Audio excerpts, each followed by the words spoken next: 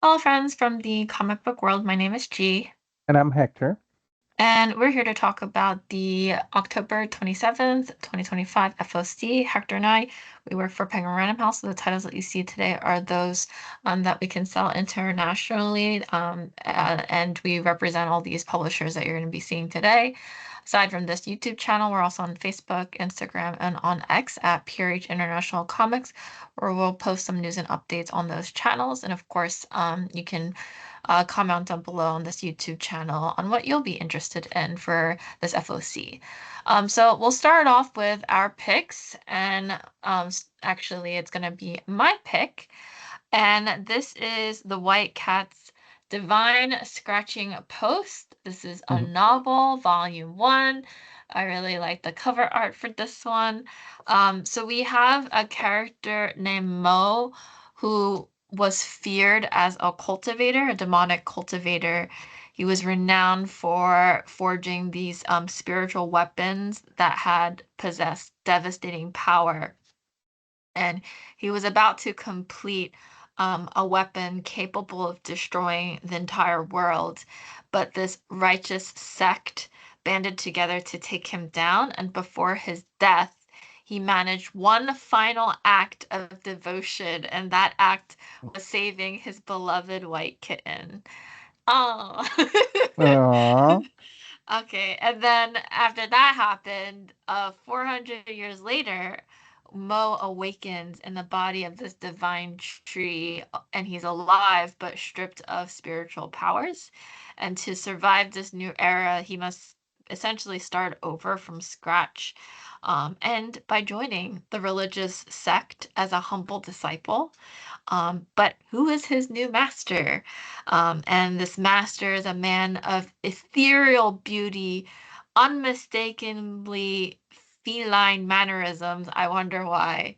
And the more time Mo spends with his master, the more he begins to suspect that this very aloof, um, elegant cultivator is not a stranger that he pretends to be. So very unique, interesting concept, and I am really excited to pick this up. Very cool. Next up is a pick for both of us this Oh, weekend, yes, that's right. which is I'm supposed road to number talk about this one. too. Well, we both Oops. like it so much We that do both like it. we kind of both picked it and realized it just before we started recording. But yes, Wiccan, which is road number one, Luciano Vecchio variant. This is a book by Wyatt Kennedy and Andy Pereira. Um, and do you want to talk about the book or you want me to Yeah, talk about that? Wiccan and Hulking arrive back on Earth, Hmm. but it can't be that easy for Yeah. them. So unfortunately, Hulking is grievously wounded, and it's up to Wiccan to save the day. But how far will he go to do that? And so, really excited for their return. And yeah, this is also a very beautiful, striking cover. Yeah. It's Mhm. very psychedelic. Luciano Vecchio does amazing art. And if you look at his other art, you can tell there's definitely his signature on it, basically. And I love all the symbolism and things that are happening on this cover. It looks very cool. Also, Witch's Road, which was part of the big part of the Agatha All Along TV show. We finally get a new story with Wiccan on the Witch's Road. And spoiler alert for those of you who didn't watch that show, Wiccan shows up on that show. So it's introduced in the MCU in that show. But like you said, this is sort of bringing them back from their last adventure. Wiccan and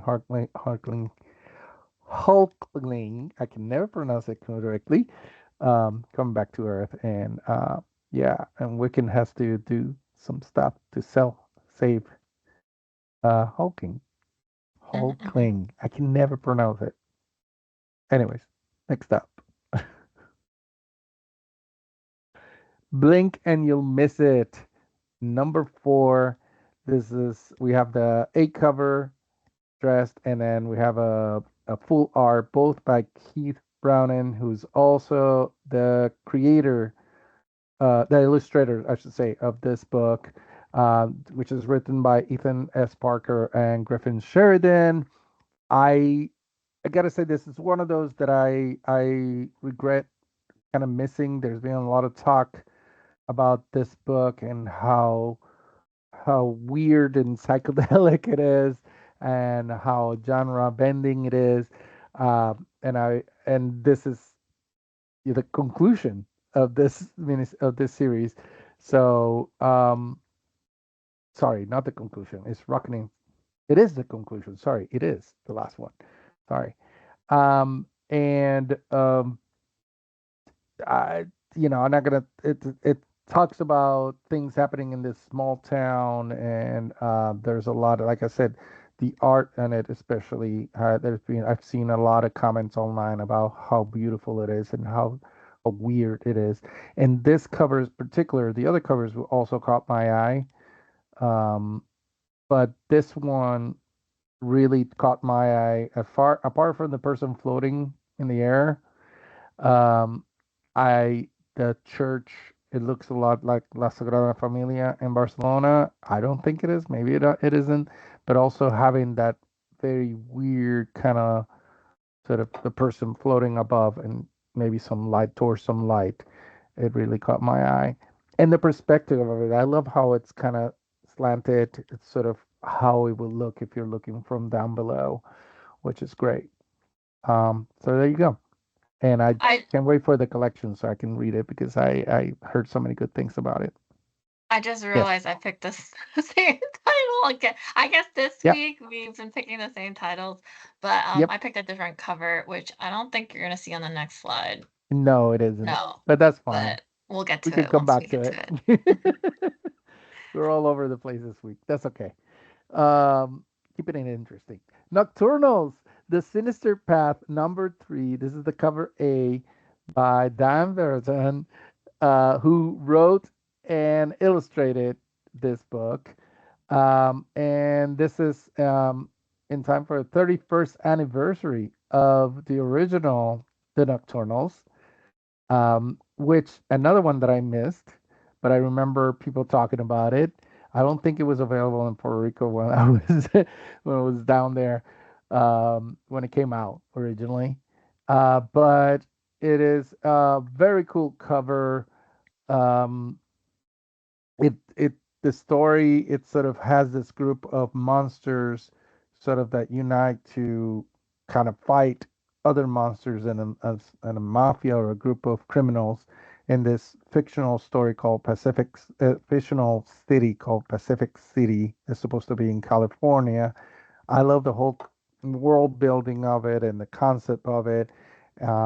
And it's sort of, you know, the characters. I was looking into the different characters, not read the book yet, but looking at it, and they look extremely interesting. And you can see them here on the cover. It's such beautiful art, and they all look like monsters, but very different. And it gives me a little bit of a vibe of Suicide Squad meets Monster Squad meets, I don't know, whatever other group of anti-heroes you can think of.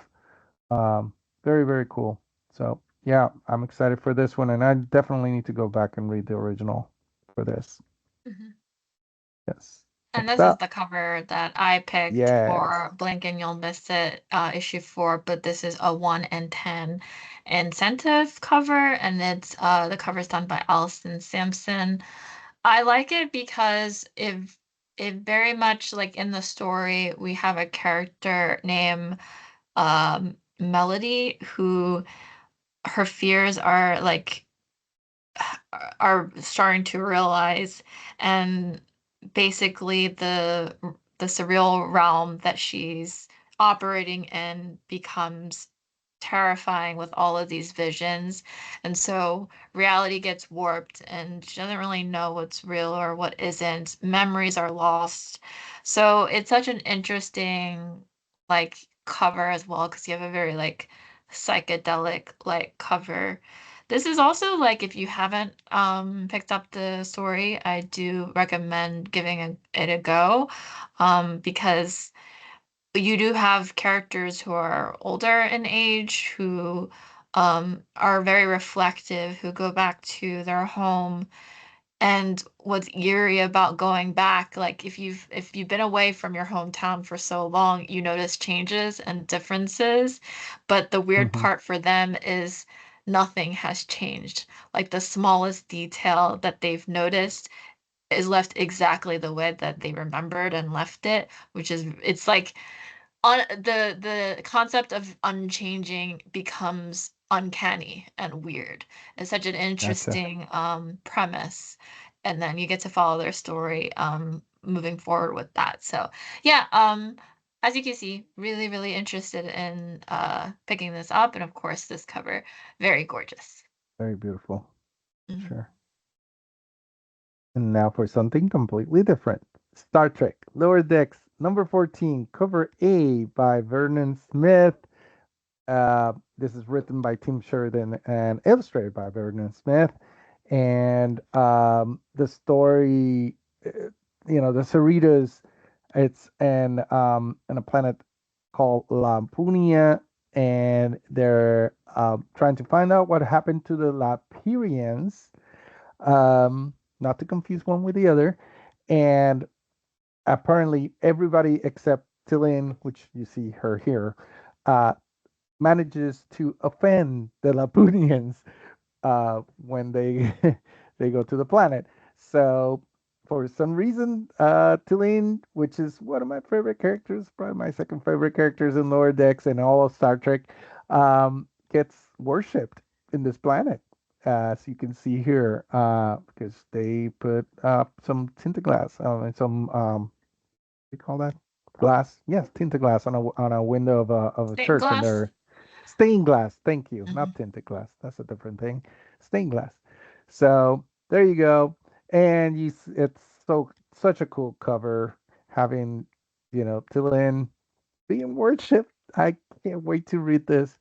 Because if you know the character, you know how annoyed she would be by something like that. And then you have, I love how they put, sort of the status of people just worshiping her. It's very cool. Excellent. Okay, and then my pick is from Ignition Press Murder Podcast Issue 3. I particularly chose the cover A, Jeremy Hahn cover.